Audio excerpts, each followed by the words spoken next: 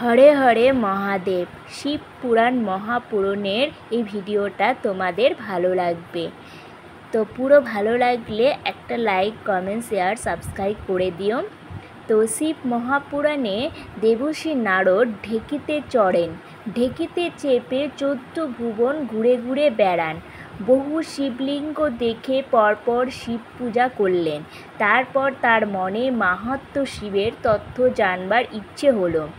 মহেশ্বরের রূপ মনে করতে করতেই ব্রহ্মার কাছে নিয়ে এবং মনোবাসনা নিবেদন করলেন। প্রজাপতি ব্রহ্মা পাপবিনাশকারী শিব তথ্য প্রকাশ করলেন।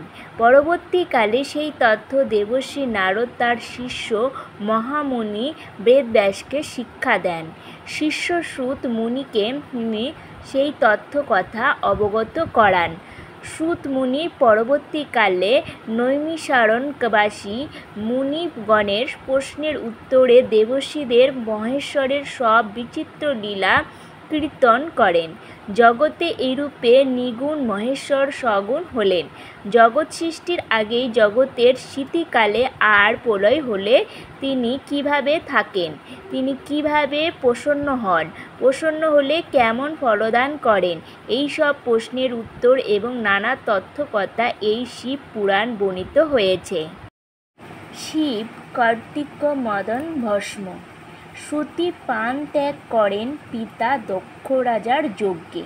সবাই প্রাণপ্রিয় পত্নীর আত্মহত্যের সংবাদে পত্নীবিরহ কাতর শিব উন্মত্ত হয়ে ধ্বংসলীলায় মেতে উঠলেন। শিব উন্মত্ত হয়ে তারপরে বসে পড়েন তপস্যায়। তারকাসুর এদিকে ভয়ঙ্কর হয়ে উঠেছে, দাপিয়ে বেড়াচ্ছে স্বর্গমত্ত রসাতল। তাকে কিছুতেই দেবতারা দমন করতে পারছিল না। ব্রহ্মা জানিয়ে দিয়েছে যে একমাত্র শিবের পুত্র ছাড়া আর কেউ তারকাসুরকে বিনাশ করতে পারে না। দেবতার চিন্তায় পড়ে গেলেন, সতী এখন নেই, শিবের পুত্র তাহলে হবে কি করে? হিমালয়ের কন্যারূপে জন্ম নিয়েছেন, তার নাম পার্বতী। তিনি শিবকে স্বামীরূপে পাওয়ার জন্যে তপস্যা করছেন। তখন শিব ও পরম ব্রহ্মের তপস্যায় মগ্ন। তখন দেবতারা চিন্তা করলেন, শিবের ধ্যান যে করেনি হোক ভাঙতে হবে, কিন্তু কেমন করে? শিবের ধ্যান ভাঙলে তিনি যদি ক্রুদ্ধ হন তাহলে ত্রিভুবন ধ্বংস হয়ে যেতে পারে। তখন দেবরাজ ইন্দ্র সব দেবতাদের বললেন, একমাত্র মদনই পারে এই কাজটি করতে। দেবরাজ সঙ্গে সঙ্গে মদনকে স্মরণ করলেন। তখন মদন এবং তার স্ত্রী রতি স্বর্গসভায় এসে হাজির হলেন, হাত জড়ো করলেন এবং ইন্দ্রের প্রতি বললেন, দেবরাজ, আমাকে স্মরণ করার কারণ কি? আমাকে কি করতে হবে? মদনের কথায় ইন্দ্র খুব খুশি হন। মদনের বহু প্রশংসা করলেন এবং বললেন, মদন, আমার অনেক বন্ধু আছে, কিন্তু তোমার মতন কেউ নাই। পরমেশ্বর 2টি অস্ত্র তৈরি করেছেন আমার জন্য, একটা বজ্র, তার দ্বারা হিংসা প্রকাশ পায়, আর একটা অস্ত্র হলো তুমি। খুব সূক্ষ্ম, তুমি শ্রেষ্ঠ। বজ্র কখনো কখনো নিষ্ফল হয়, কিন্তু তুমি সর্বদাই সফল। শোনো মদন, অনেক দিন ধরে আমার মনে একটি দুঃখ আছে। সেই দুঃখ তুমি ছাড়া আর কেউ দূর করতে পারে না, তাই তোমাকে ডাকলাম। তোমাকে একটা কাজ করতেই হবে, আমার একার জন্যে সেই কাজটি নয়, দেবতাদের মঙ্গলের জন্যে ও ত্রিভুবনের সুখের জন্যে সেই কাজ করবে। দেবরাজের মুখে প্রশংসার বাক্য শুনলেন মদন, তাতে তার অহংকার একটু বেড়ে গেল। গর্ব করে বললেন, হে দেবরাজ, যদি কোনো দেবতা, দানব কিংবা কোনো ঋষি বা রাজা আপনার পদ অধিকারের জন্যে ঘোর তপস্যা করে, তাহলে আমার পত্নী রতি তাদের সেই তপস্যা ভঙ্গ করে দেবে। আর যদি কোনো মানুষকে পতিত করতে হয় তার কাছে সেটা অতি তুচ্ছ ব্যাপার। অন্যের কথা আর কি বলবো, স্বয়ং মহাদেবেরও ধৈর্যচ্যুতি করতে পারি। কামদেবের এই সব গর্বভরা কথা শুনে ইন্দ্র মনে মনে খুশি হন। তিনি মদন দেবকে বললেন, মদন, তুমি আমার মনের কথাই বলেছ। তোমাকে যে কাজের জন্য ডেকেছি তা শোনো। ব্রহ্মার কাছে বর পেয়ে তারক নামে এক দৈত্য ত্রিভুবনকে কষ্ট দিচ্ছে। সাধারণত উপায়ে তার মৃত্যু সেখানে সম্ভব নয়। মহাদেবের পুত্রের হাতেই সেই অসুরের মৃত্যু হবে। কিন্তু মহাদেব এখন ধ্যানমগ্ন। দেবী পার্বতী তাকে স্বামীরূপে পাওয়ার জন্য কঠোর তপস্যায় রত। পার্বতী প্রতি শঙ্করের যাতে কামভাব জাগে তারই ব্যবস্থা করতে হবে। ত্রিভুবনে আপনার যশ ঘোষণা হবে আপনি এই কাজে সফল হলে। আমাদের সবার দুঃখের অবসান হবে। ইন্দ্রের কথা শুনে মদনদেব গর্ব করে বললেন, এটা কোনো ব্যাপারই না, আমি এক্ষুনি যাচ্ছি সেই কাজ করতে। এই কথা বলে মদন চলে গেলেন। রতিকে সঙ্গে নিয়ে গেলেন হিমালয় শিখরে। সেখানে তপস্যা করছেন শিব। শিবের বাম পাশে মদন রতির সঙ্গে পুষ্পধনুতে সম্মোহন বাণ যোগ করে অপেক্ষা করতে লাগলেন। সেই সময় পার্বতী নানা ফুলের অলঙ্কারের আভূষণ হয়ে তার দুই সখীর সঙ্গে শিবের কাছে গেলেন তাকে পূজা করার জন্যে। মহেশ্বরের সামনে দেবীকে দেখেই মদন বাণ ছুড়লেন। কি আশ্চর্য ব্যাপার যে সেই বাণ পুনরায় তার নিজের কাছেই চলে এলো। তখন পার্বতী মহাদেবকে প্রণাম করলেন এবং পুজোও করলেন। মহাদেব তখন ধীরে ধীরে চোখ খুললেন। গৌরীকে সামনে দেখে আশ্চর্য হলেন। বললেন, এ কি, এমন সুন্দর রূপ কি কারো হয়? এতে মুখ নয় চাঁদ, এই চোখে তোর চোখ নয় পদ্মফুল, এই ভ্রূটি যেন কন্দর্পের ধনুক, অধর যেন পক্ষ বৃমফল, আর নাসিকা শুষ্ক পাখির ঠোঁটের মতন। কোকিলের স্বরের মতন এর কণ্ঠস্বর। তার গতি আর রূপের বর্ণনা দেওয়া প্রায় অসম্ভব। এই পৃথিবীতে যত কিছু সুন্দর আছে তা সবই এই রমণীর সঙ্গেই আছে।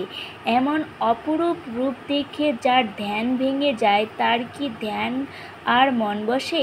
তখন তিনি পার্বতীর শাড়ির আঁচল ধরার জন্যে হাত বাড়ালেন। পার্বতী লজ্জাবশত একটু দূরে সরে দাঁড়ালেন, কিন্তু অপ্সরারা নানান হাবভাব প্রকাশ করে মহাদেবের দিকে তাকালেন। পার্বতীর অভিসন্ধি বুঝতে পারলেন শঙ্কর। তখন তিনি মোহগ্রস্ত হলেন আর মনে মনে ভাবলেন, এই রমণীর আলিঙ্গন সুখ অনুভব করব কীভাবে? এই রকম কিছুক্ষণ চিন্তা করে তিনি বললেন, আমি কি মোহগ্রস্ত হয়ে পড়েছি? আমি ঈশ্বর হয়ে পরনারীর সঙ্গে কামনা করলাম। সাধারণ মানুষকে তাহলে কি আর দোষ দেব? চিন্তা করতে করতেই মহাদেব আবার আসনে বসলেন। ধ্যান করার চেষ্টা করলেন, কিন্তু কিছুতেই তিনি তা করতে পারলেন না। তখন চিন্তা করতে লাগলেন, এরকম হবার কারণ কি? এর কোনো কারণ নিশ্চয়ই আছে। কারণ ছাড়া কোনো কিছু ঘটতে পারে না। এই চিন্তা করেই তিনি তার চারিদিকে তাকাতে লাগলেন। তখন তিনি দেখতে পেলেন তার বাম পাশে মদনদেব তাকে উদ্দেশ্য করে সম্মোহন বাণ মারার চেষ্টা করছেন। তাকে দেখে শঙ্কর ভীষণভাবে রেগে গেলেন। আমি এমন দুর্ধর্ষ হয়েও মদনের কাছে হেরে গেলাম। তখন তার তৃতীয় নয়ন থেকে ভয়ঙ্কর আগুন বেরোতে লাগলো, আর সেই আগুন জ্বলতে লাগলো রতি ও মদন। সেই দিন রতির সঙ্গে দেবতারাও এসেছিলেন। শিবের এই ক্রোধ দেখে তারা চিৎকার করে বলতে লাগলেন, ক্ষমা করুন, রক্ষা করুন। কিন্তু বলতে না বলতেই সব শেষ। মদনদেব পুড়ে ছাই হয়ে গেলেন। মদনের মৃত্যু দেখে দেবতারা দুঃখী হলেন। মহেশ্বর এই আশ্রয় ছেড়ে অন্য জায়গায় চলে গেলেন। পার্বতীও তার সখীদের সঙ্গে পিত্রালয়ে চলে গেলেন। রতি তার স্বামীকে পুড়তে দেখে অজ্ঞান হয়ে যান। তারপর জ্ঞান ফিরতেই তিনি কাঁদতে থাকেন এবং কী করবেন, কোথায় যাবেন ভাবতে থাকেন। দেবতা আমার স্বামীকে ডেকে এনে এ কী করলেন? হে প্রিয়, তুমি কোথায়? একবার তুমি দেখা দাও, আমার সঙ্গে কথা বলো, তোমাকে ছাড়া আমি বাঁচব কী করে? রুদ্র ঘোষ কামদেবের এই পরিণতি রতি কাঁদতে কাঁদতে নিজের মাথায় চুল ছিঁড়তে লাগলেন। তারপর বললেন, আমারই কর্মফল ব্রহ্মা।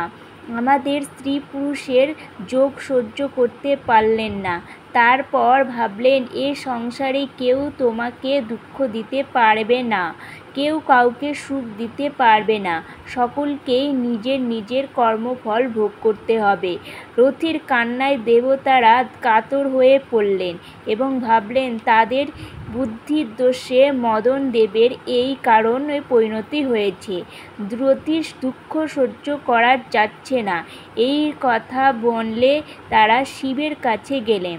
সেখানে গিয়ে তারা বহু স্তবস্তুতি করলেন। তারপর বললেন, হে প্রভু, কামদেবের তার নিজের জন্যে এই কাজের করনি, তারকাসুরকে বিনাশ করার জন্যে এমন কাজ সে করেছে এবং আমরাই তাকে এই কাজ করতে বলেছি। এখন রতি বিলাপ করছেন, হে শঙ্কর, তার প্রতি আপনি প্রসন্ন হন। সতী পরজন্মে হিমালয়ের কন্যা রূপে জন্মেছে। এই গিরিরাজ্যের গৃহেই তো সকল দেবতার সকল তীর্থই তো। তুমি এখানেই তপস্যা করো। শিবের কাছে গিয়ে কী লাভ? তোমার দেহে খুব কোমল, তার তপস্যা বেশ কঠিন, তাই তুমি গৃহেই থাকো এবং এখানে যা সুলভ তাই করো।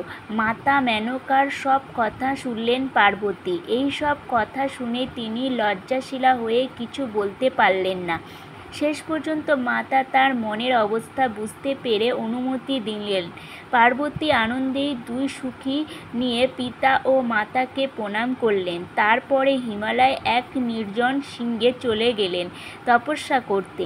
পার্বতী তখন সুতি বস্ত্র ছেড়ে মোটা কর্কশ গাছের ছাল পরলেন। তারপর কঠিন তপস্যা শুরু করলেন। একদিন যখন সূর্যের প্রখর উত্তাপ, তখন চারিদিক আগুন জ্বালিয়ে সেই সূর্যের দিকে তাকিয়ে পার্বতী তপস্যা করতে লাগলেন। বর্ষার সময় মাটিতে বসে তপস্যা করলেন। শীতকালে জলের মধ্যে বসে তিনি কঠোর তপস্যা করতে লাগলেন। যখন তিনি তপস্যা করছিলেন তখন তিনি মাটিতে কতগুলো গাছ লাগালেন এবং তপ্ত দিনে তাতে জল দেন। কর্মে কর্মে সেই গাছগুলো বড় হলো এবং তাতে ফলও হলো। সেই ফল দিয়ে উমা অতিথিদের সেবা করতে লাগলেন। উমা শীত গ্রীষ্ম বর্ষা কোনো কিছুতেই গ্রাহ্য করলেন না। তিনি তার কঠোর তপস্যা চালিয়ে গেলেন। উমার সেই কঠিন তপস্যার কথা শুনে মুনি ঋষিগণ অবাক হলেন। উমা কেমন তপস্যা করছে দেখার জন্যে তারা গেলেন উমার কাছে। সব কিছু দেখে বললেন, অন্যেরা যে তপস্যা করে তা এর কাছে কিছুই নয়। পার্বতী আশ্রমে নানা হিংস্র পশু যেমন বাঘ সিংহ ছিল, তারা তার তপস্যার প্রভাবে প্রভাবিত হয়ে হিংসা ভুলে যায়। তারা কেউ কাউকে কষ্ট দিত না। হিমালয় এই সিংহটির নাম হলো গৌরীতীর্থ। দেবতাগণ ও দেবর্ষি নারদ মহাদেবের কাছে গেলেন এবং নানা স্তবস্তুতি করতে লাগলেন। তারপর তারা বললেন যে মহাদেব পার্বতী খুব কঠিন তপস্যা করছেন, সেই তপস্যা দেবদানবের দুর্লভ। আপনি সন্তুষ্ট হন এবং তপস্যার ফলদান করুন। মহাদেব তখন বললেন, দেবতারাও কঠিন তপস্যা করে আমার দর্শন পান না, কিন্তু আমি পার্বতীর তপস্যায় সন্তুষ্ট হয়েছি। আপনাদের কথা আমি নিশ্চয়ই রাখব। আপনার এখন যান। দেবতারা মহাদেবের কথা শুনলেন। তারপর প্রসন্ন চিত্তে শঙ্কর বললেন, যা হবার তা হয়ে গেছে।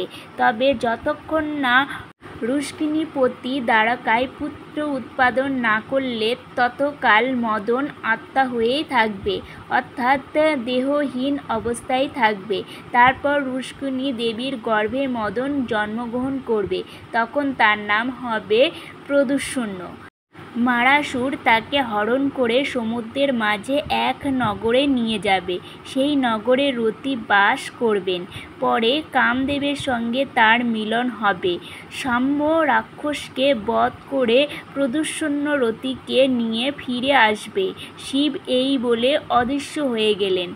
দেবতারা রতির কাছে এলেন এবং মহাদেবের ভবিষ্যৎবাণী শুনিয়ে তাকে আশ্বাস করলেন। তারপর রতি নগরে গেলেন, স্বামীর প্রতীক্ষা করতে লাগলেন। হরে হরে মহাদেব। এতক্ষণ ধরে ভিডিওটা দেখার জন্য তোমাদেরকে অনেক ধন্যবাদ। Please like, comment, share, subscribe. নমস্কার।